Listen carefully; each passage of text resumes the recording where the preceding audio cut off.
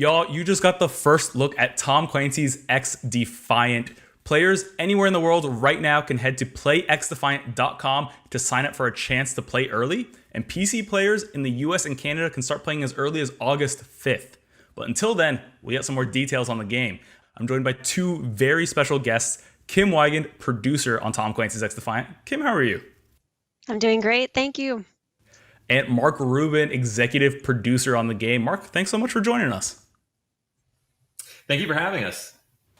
So, I want to get into things. I want to get into some of the details because this is a new look for Tom Clancy. Can you tell us a little bit more about this direction? So we wanted to make a game that had at its core a strong expectation of quality around gameplay. Movement, aiming, shooting, etc. All needed to feel grounded and realistic, but also smooth and reactive. And we felt that matched up really well with the Clancy universe. But we wanted to bring a very different take on the attitude that is, I would say, normally associated with Clancy. And I think you can even see that in our title. You know, the XDefiant logo is really in a kind of irreverent and rebellious take that we think flips the normally serious Clancy vibe. So tell us a little bit about what kind of game XDefiant is. At its core, XDefiant is a really fast-paced arena shooter with a reasonably fast time to kill. It should be very familiar to all players of the genre. And so you can, jump in quickly alone or with friends. You can go into it with a very competitive mindset and, really test yourself on that front. One of the number one things that I want to say about the team and the game is that we're just here really to make a game that people enjoy playing. And that's it, really. It's literally that simple. We want the beginning of this game's life to be very humble and focus on being transparent with our community and have them be involved in evolving the game. I don't think we want to have any features or parts of the game that we won't talk about with our community. And there's maybe the next game will have those improvements, as we want this game to last for years. We are not going to abandon it and go off and make another game after this one launches. We want to be dedicated to our community. We'll make some mistakes, but we hope the community will trust us enough to know that we will always own up to those, and we will always work to fix them as fast as possible. Because again, at the end of the day, we just want to build a game and a community that people really want to be a part of. Oh, that's great to hear, Mark. It has me very excited. Now, I want to get a little bit into gameplay, specifically that video we just saw. Kim, we got to look at some factions that are coming to the game. Can you tell us a little bit more about them? I can. So our factions are our class-based gameplay, and we have 4 factions that we're showing off currently. The first is the Wolves from Ghost Recon.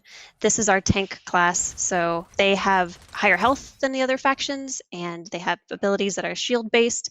We also have 2 factions from the Division. The first is the Cleaners, our fire-based high DPS assault class, and we have the Outcasts, which is our healing faction. And finally, we have the Echelon, which is from Splinter Cell. It's our support faction. They are all about hiding information from the enemies and giving more information to your teammates. Now, our factions have some key elements. They have passive traits, they have an ultra, and they have the freedom to choose from a number of different abilities that will change the moment-to-moment gameplay. So on top of all this, we also have Defiants, which are the characters that you can select within those factions.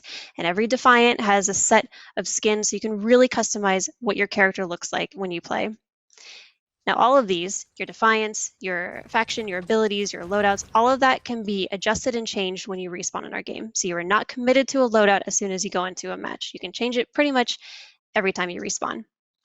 Now, this adds a lot of depth to our gameplay, but I should mention that gunplay is still the key. That is what will make or break the win or loss for your match. And I think the final note is we're going to continue to add to this roster of factions, defiance, abilities, loadouts, and we really want to hear from you all, the people who are going to play our game, what you want to see. Oh, Kim, that's so great to hear. That's awesome. Mark, I want to ask you now, tell us a little bit about the different maps and modes coming to XDefiant. I can give you some details too. But let me first talk about the maps because I love what our team has done. I really love our maps. Not only do they play really well, but each map is interesting and full of character. They are all really unique and beautiful locations. And I think this is an area where our Snowdrop engine really shines. And as we start seeing all of the maps for launch and beyond, I think you'll see that we're pulling inspiration from many different games, pretty much in the same way we did with our factions. Now for some details.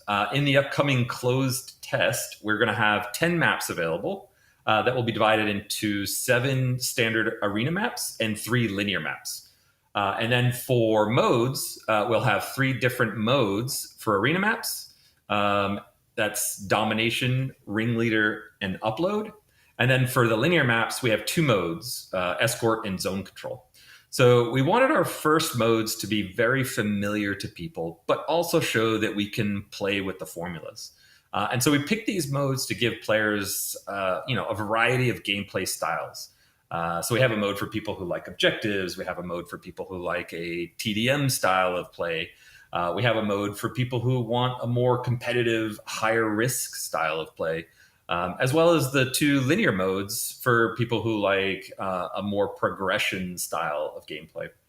And it's our hope that at launch, there will be a good amount of variety in both maps and modes. And we plan on bringing new maps and modes on a regular basis throughout the life of the game. That's awesome. I love everything I'm hearing. You got plenty of diversity in factions, maps, modes, all anchored by good gunplay. That's what I love to hear. Can you tell us a little bit about the team that's making the game? Of course, I love talking about our development team. So we are led by the Ubisoft San Francisco studio. Mark and I both work at that studio, and we have a team with just incredibly diverse backgrounds and experiences in game development. Now, we've built this team of industry veterans, and we have a lot of experience in making first-person shooters. But on top of that, we have a number of production processes that are helping us get this game to a point that we're really proud of. So we have things like feedback loops and iterations that we do very quickly. We play our game every single day, and it is so fun. And it's just helping us find the fun and really emphasize that as we develop this game. Now, I will give a shout out. We have teams all around the world. It's not just Ubisoft San Francisco. We have tons of other studios helping us out. And a big thank you to them. We could not get this far without you guys. And we love the journey so far. And we're really excited to see where this goes moving forward. So we've worked really hard on this game. We're really proud of it. We think it's really special in the first-person shooter genre. And we can't wait to continue building it with you all. Oh, that's awesome. I personally know I can't wait to get my hands on it. And if you can't wait to get your hands on it either, you can head to playxdefiant.com and register for a chance to play early. The first closed test takes place August 5th and is open to PC players in the US and Canada. Head there right now and register to play.